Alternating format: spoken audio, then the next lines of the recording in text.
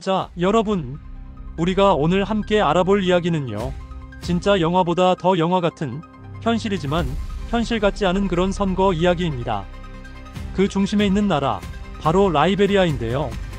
혹시 라이베리아 들어보신 적 있나요? 아프리카 서부에 있는 작은 나라예요. 이름부터가 자유리버티에서 나온 말처럼 들리죠?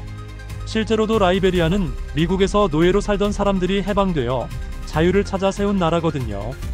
그러니까 시작부터 남다른 사연을 가진 나라죠. 그런데 이런 나라에서 1927년에 아주 기막힌 일이 벌어집니다.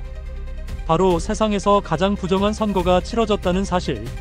이게 그냥 사람들이 하는 말이 아니라 기네스북에까지 올라간 공식 기록이라는 게 포인트입니다. 가장 사기적인 선거로 등재되어 있거든요. 와, 기네스북은 보통 세상에서 제일 높은 산, 제일 빠른 차, 제일 큰 피자 이런 걸 기록하는 데잖아요. 그런데 선거가 기네스에 올라갔다? 무언가 정말 보통 일이 아니겠죠? 자, 그럼 본격적으로 당시 상황으로 들어가 볼게요. 시대는 1927년. 지금으로부터 거의 100년 전이에요. 당시 라이베리아는 대통령 선거를 앞두고 있었는데요. 그때 현직 대통령은 찰스 D.B. 킹이라는 사람이었습니다. 무려 17년이나 대통령을 지낸 인물이었어요. 정치 경력으로만 보면 대단한 사람 같죠? 그런데 문제는 이분이 정치를 너무 오래 하다 보니까 권력에 맛이 들려버린 거예요. 한마디로 내려오고 싶지 않았던 거죠. 당시 킹 대통령이 소속된 정당은 트루 휘그 트루 위그 파티라는 이름을 가지고 있었는데요. 이름은 뭔가 정의로워 보이죠? 하지만 실상은 100년 가까이 집권을 이어온 거의 독재에 가까운 일당 체제였어요. 다른 정당이나 의견이 설 자리가 거의 없었습니다. 이쯤 되면 벌써 눈치채셨겠죠?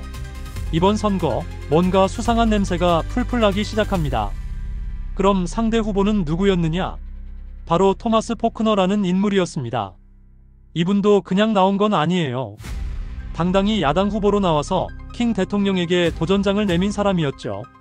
당시 상황으로 봐서는 정말 대단한 결단이었을 거예요. 혼자서 거대한 여당, 그것도 거의 100년 동안 권력을 잡고 있는 정당과 맞서는 일이니까요. 마치 드라마 미스터 션샤인에서 유진 초이가 조선 사회의 부조리를 정면으로 들이받는 그런 장면이랄까요? 그런데 문제는 이 선거의 결과가 어처구니 없게 나왔다는 겁니다. 투표를 할 수 있는 등록 유권자 수가 약 1만 5천 명 정도였는데요. 킹 대통령이 얻은 표수가 무려 23만 표였어요. 1만 5천 명이 투표하는데 23만 표가 나왔다. 이거 뭐예요?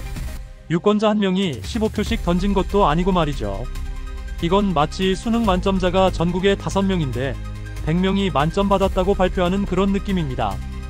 숫자 자체가 말이 안 되는 거예요. 이게 얼마나 황당한 일이냐면 그 당시에 라이베리아는 인구 자체가 적은 데다가 투표 시스템도 제대로 갖춰지지 않았어요. 그럼에도 불구하고 23만 표라니.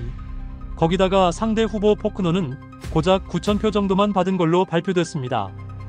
그야말로 압도적인 패배. 그런데 정말 그랬을까요? 아무리 인기 없는 후보라도 등록된 유권자 중 절반 이상은 글을 찍었어야 정상 아니겠어요? 그래서 많은 사람들이 이건 도저히 말이 안 된다 고 목소리를 높였고 결국 이 사건은 국제적인 이슈가 되었습니다. 특히 당시 국제연맹은 라이베리아 정부의 인권 문제와 더불어 이 부정선거에 대해서도 본격적인 조사를 시작하게 됩니다. 킹 대통령은 겉으로는 아주 평화로운 선거를 치렀다고 주장했지만 내부적으로는 군대와 경찰력을 동원해서 야당 지지자들을 탄압하고 투표소를 장악하는 등 각종 불법 행위를 자행했어요.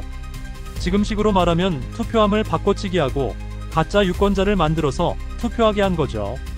약간 요즘 영화 범죄도시에서 장첸이 니가 가라 감옥 하는 수준의 무법자 느낌이었달까요? 그렇게 해서 이 전무후무한 선거는 기네스북에도 오르고 전 세계적으로 이게 나라냐? 는 반응을 불러일으키게 됩니다. 하지만 이건 단지 숫자의 조작만으로 끝나는 이야기가 아니에요. 왜 킹 대통령이 이런 행동을 했는지, 그리고 그 뒤에 어떤 갈등과 사건들이 있었는지는 다음 막에서 본격적으로 풀어보겠습니다. 이쯤에서 궁금하시죠? 도대체 어떤 일이 벌어진 걸까요? 자, 이제 본격적으로 이 엄청난 선거 조작의 속사정으로 들어가 볼게요. 그냥 숫자 노름일 거라고 생각했다면 큰 오산. 이 선거는 단순한 투표 조작이 아니라 당시 라이베리아 사회의 구조적인 문제, 그리고 킹 대통령과 그 정권이 만들어낸 공포 정치의 핵심이었던 겁니다. 먼저 가장 궁금한 점부터 짚어볼까요? 도대체 어떻게 유권자보다 많은 표가 나올 수 있었을까요? 그냥 수학 문제처럼 보면 이렇게 됩니다. A라는 동네에 10명이 사는데 투표함에서 표가 100장이 나왔다. 이거 누가 봐도 이상하잖아요? 하지만 킹 대통령 측은 태연하게도 사람들이 몰래 와서 투표했나봐요, 이런 식으로 반응했거든요. 뻔뻔함이 거의 이상한 변호사 우영우 급입니다. 말장난이라도 그럴싸하게 만들어야 할 텐데 이건 너무 티가 났죠. 그래서 당시 야당 측은 이건 명백한 부정선거다 라고 외쳤고, 국내외 언론들도 반응을 보이기 시작했어요. 국제 언론들 사이에서는 이런 표현까지 나왔습니다. 라이베리아의 투표는 국민이 참여하는 민주주의가 아니라 연극무대 같은 것이다. 한마디로 결과는 이미 짜여 있고 배우들 국민들은 그냥 거기 맞춰 연기나 하는 수준이었던 거예요. 이쯤 되면 드라마 더 글로리의 박연진이 나는 잘못한 거 없다라고 말하는 장면이 떠오릅니다. 모두가 진실을 알고 있는데 본인만 아니라고 우기죠. 자, 그런데 그 선거를 부정선거라고 외치면 끝일까요? 아니죠. 더 큰 문제가 숨어 있었습니다. 킹 대통령은 그저 권력을 유지하고 싶었던 게 아니에요. 실제로 그의 정권은 강제노동과 아동노동, 그리고 심지어 사람을 팔아넘기는 인신매매까지 저지르고 있었어요. 네, 충격이죠. 게다가 그 일에 정부 고위 관리들까지 연루돼 있었고요. 그러니까 이 선거 조작은 그들의 범죄 행각을 가리기 위한 장치였던 셈이죠. 이쯤에서 시청자분들도 느끼실 거예요. 단순히 선거 조작을 넘어서 이건 정말 국가범죄 수준이라는 거요.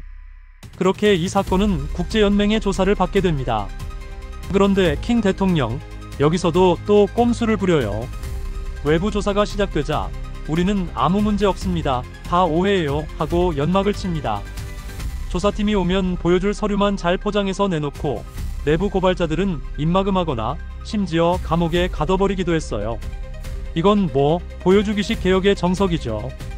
거의 드라마 비밀의 숲 느낌 나지 않나요? 겉은 멀쩡하지만 속은 썩어버린 그런 시스템. 그러나 아무리 덮으려 해도 진실은 결국 드러나게 되어 있잖아요. 국제연맹 조사단은 시간이 걸렸지만 차근차근 진실을 파헤쳐가기 시작합니다. 그리고 그들의 보고서에는 충격적인 내용이 하나둘씩 담기기 시작했죠. 이제 사건의 실체가 조금씩 드러나기 시작합니다. 단순히 선거 조작이라 생각했던 일이 사실은 나라 전체를 흔들 수 있는 거대한 스캔들이었던 거예요. 국제연맹의 조사단은 점점 깊이 파고들면서 진짜 문제의 뿌리를 찾기 시작했고, 그 끝에는 우리가 상상도 못했던 국가의 두 얼굴이 있었던 겁니다. 킹 대통령은 단순히 권력욕 많은 정치인이 아니었습니다. 그는 수십 년간 나라를 쥐락펴락하며 자신과 측근들의 이익을 위해 국민을 착취한 사람이었죠. 노동 착취, 인권 유린, 심지어 인신매매까지. 이건 단순히 정치인 부패가 아니라 거의 현대판 노예제도였던 겁니다. 조사단의 보고서에는 이런 내용도 있었습니다. 라이베리아의 정부 관리들이 자신들의 이익을 위해 아이들과 청년들을 서아프리카 여러 나라로 팔아넘겼다. 이게 말이 되나요? 이건 정말 모든 국민의 가슴을 뒤흔드는 내용이었어요. 부모를 잃은 아이들이 도로 건설 현장으로 팔려가고 소년들이 군화도 없이 강제 노동을 하고 있다는 사실은 국제사회를 분노하게 만들었죠. 이쯤 되면 킹 대통령의 진짜 목적이 보이기 시작하죠. 선거 조작은 단지 눈 가리고 아웅용이었고 그 이면에는 더 끔찍한 진실이 숨겨져 있었던 겁니다. 킹 정권은 선거를 통해 정당한 권력을 가진 척하면서 실제로는 국가의 시스템 전체를 범죄 도구로 활용했던 거예요. 국제연맹은 이 보고서를 바탕으로 킹 정권을 강하게 비난합니다. 특히 미국 정부와 국제사회가 압박을 시작하면서 라이베리아 내외부에서도 정권 퇴진을 요구하는 목소리가 커지기 시작했죠. 시민들은 거리로 나왔고 언론은 연일 이 사건을 보도했습니다. 우리 아이들을 구하라. 거짓의 제국을 멈춰라. 같은 구호가 거리를 가득 채웠습니다. 결국 이 국민들의 분노가 점점 정권을 몰아세우게 됩니다. 킹 대통령은 끝까지 나는 아무 잘못 없다고 주장하지만 이미 국민들도 세계도 더 이상 그의 말을 믿지 않게 된 거죠. 마치 드라마 더 글로리에서 복수의 순간이 점점 가까워지는 그 긴장감. 지금 이 라이베리아에서도 그 감정이 고조되기 시작한 거예요. 이제 결말을 향해 가볼까요? 과연 이 모든 진실이 세상에 어떻게 드러나고 킹 정권은 어떤 최후를 맞이했을까요? 그리고 이 사건은 오늘날 우리에게 어떤 메시지를 주고 있을까요? 이 보고서는 입소문을 넘어서 신문 일면을 도배해버립니다. 당시 미국, 영국, 프랑스 등 주요국 언론들이 라이베리아를 향해 일제히 손가락질하기 시작했어요. 아니, 대통령이 선거를 조작한 것도 모자라서 애들까지 부려먹었다고요. 이건 그냥 내부 부패가 아니라 국제적인 인권 범죄 수준이었거든요. 그때 당시 라이베리아는 정치 유튜브가 있었다면 하루 30개 이상 썰 풀렸을 겁니다. 썸네일은 무조건 충격, 아동노역의 진실, 배경은 무조건 빨간색, 불길 타오르고요. 그런데 말입니다. 여기서 진짜 반전이 시작됩니다. 우리만 알고 있던 그 진실, 사실 내부자도 알고 있었다는 거죠. 대통령 측근 중 한 명이 결국 마음의 양심을 이기지 못하고 폭로를 시작합니다. 이 사람은 공식적으로 얼굴을 드러내진 않았지만 이 폭로자의 진술이 바로 결정타였죠. 이걸 듣고 있던 시민들 반은 우리가 속았구나. 왕이 아니라 사기꾼이었네. 모든 기대와 신뢰가 한순간에 무너졌습니다. 이 시점부터 찰스 킹의 눈빛이 흔들립니다. 아니, 흔들리는 정도가 아니라 지진이에요. 8.5급 국제 언론, 시민, 국회, 국제연맹, 인권단체, 심지어 그의 정치적 동료들마저 등을 돌리기 시작했어요. 그때 킹 대통령은 기자회견에서 이런 말을 남깁니다. 저는 이 나라를 위해 일했을 뿐입니다. 근데 이게 먹힐 리가 없죠. 여론은 이미 폭발 직전, 국민들은 거리로 몰려나오고 그의 정치적 생명은 초단위로 타들어가고 있었습니다. 그리고 마침내 1930년 찰스 킹은 대통령직에서 사임합니다. 공식 발표는 건강상의 이유였지만 누가 봐도 강제 퇴장이었습니다. 네, 요즘 아이돌 탈퇴 사유랑 비슷합니다. 개인 사정으로 하면서 분위기 싸해지는 그거요. 그의 사임은 단순한 퇴진이 아니라 그 시대의 정치적 도덕성 붕괴를 보여주는 상징적인 사건이었어요. 처음에 1500만 표? 그건 그냥 어이없음의 상징이 됐고요. 그리고 이 모든 사건은 훗날 역사상 가장 조작된 선거라는 불명예의 타이틀로 남게 됩니다. 킹이 물러났다고 해서 문제가 당장 사라지진 않았어요. 부패, 권력 싸움, 시민들의 불신, 그건 오랫동안 라이베리아를 괴롭혔습니다. 하지만 이 사건은 분명한 분기점이 되었죠. 라이베리아 국민들은 우리가 어떤 선택을 해야 하는가에 대한 중요한 교훈을 얻었습니다.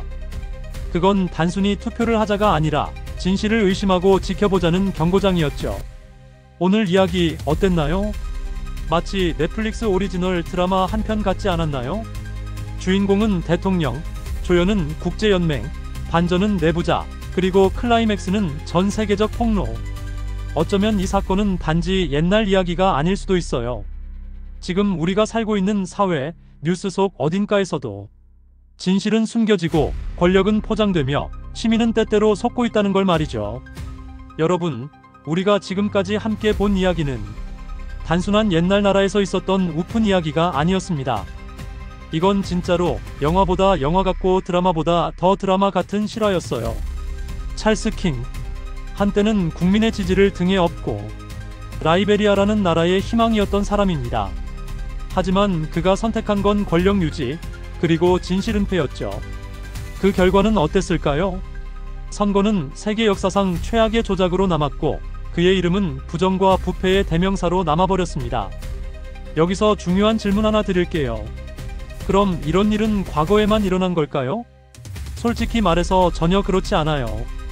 오늘날에도 전 세계 곳곳에서는 여전히 권력자들이 자기 이익을 위해 시민을 속이고 선거가 불공정하게 치러지며 어린이와 약자가 희생당하는 일들이 벌어지고 있습니다. 그게 꼭 뉴스에 대문짝만 하게 나오지 않더라도 어두운 구석 어딘가에서는 분명히 일어나고 있죠. 그렇다면 그런 상황에서 진실을 밝히는 사람은 누구일까요? 바로 말도 안 되는 걸 보고 이거 왜 이러지? 하고 의문을 품는 사람들. 눈에 보이는 숫자 뒤에 진짜 의미를 찾는 사람들.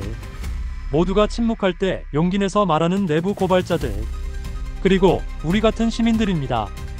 찰스 킹의 시대에는 시민들이 진실을 너무 늦게 알았고 그 대가는 정말 컸습니다. 하지만 그때부터 사람들은 배웠습니다.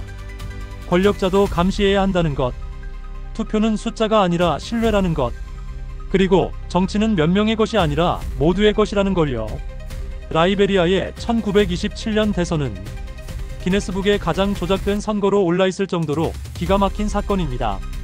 하지만 이건 단순한 해프닝이 아니라 우리가 미래에 같은 실수를 반복하지 않기 위해 반드시 기억해야 할 역사예요. 이 근본적인 질문에 대한 힌트를 주는 사건이기도 하죠. 이런 생각 한번 해보세요. 혹시 요즘 뉴스를 보다 보면 이거 좀 이상한데? 뭔가 말이 안 되는 것 같은데? 싶은 순간이 있었나요? 그렇다면 그게 바로 시작입니다. 그런 의문이 세상을 바꾸는 첫 번째 한 걸음이에요. 의심하고 찾아보고 말하는 것. 그게 오늘날 우리가 가진 가장 강력한 무기입니다. 혹시라도 이 영상이 진짜 저런 일이 있었어? 하고 놀라셨다면 그냥 지나치지 말아야겠구나 하고 생각하셨다면 그걸로 충분합니다. 우리가 역사를 보는 이유는 단순히 과거를 아는 것이 아니라 미래를 바꾸기 위해서잖아요. 그래서 여러분이 이 콘텐츠를 누군가에게 야 이거 꼭 봐, 진짜 말도 안 되는 실화야 하고 공유해 주신다면 그건 아주 작지만 강력한 변화의 시작이 될 거예요.